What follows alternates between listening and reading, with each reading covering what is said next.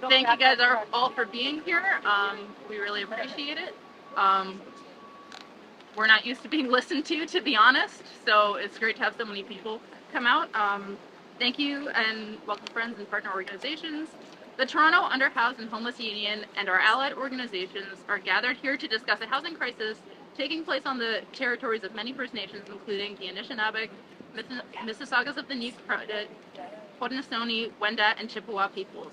We recognize Indigenous people are disproportionately affected by this crisis and have been leaders in the fight to end homelessness and empower underhoused and unhoused people.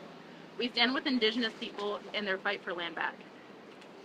The Toronto Underhoused and Homeless Union, or TUHU, is an affiliate of the National Union of the Homeless in the United States. Our union is made up of people currently unhoused, people with experience of homelessness, people living in precarious housing, and allies, all dedicated to fighting for safe, deeply affordable, fully accessible, and dignified housing for all. Behind me, my fellow union members are holding a proposed development sign.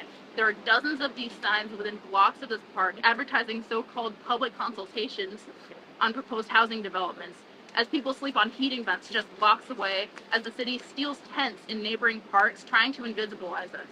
Nobody with power has ever come to actually talk to us. If they had, and if they'd cared to listen, every one of these proposed buildings would be safe, fully wheelchair accessible, deeply affordable housing, not yet more condos and luxury rentals for the privileged few. As the 1,600 names on the Toronto Homeless Memorial attest, nobody has more at stake in the battle for affordable housing than homeless and precariously housed people. Every single one of those deaths were preventable if unhoused people had been considered as part of the public to be consulted. It is life or death for us, yet we are not treated like primary stakeholders when it comes to housing in the city. This is why for National Housing Day, our Housing for Whom campaign, we covered this sign and 10 others like it across Toronto with the words of homeless and underhoused people. These words express what home means to us and what the city clearly doesn't understand about life and death on these streets. We have put these words here because it is our voices, not the voices of developers, that must be at the center.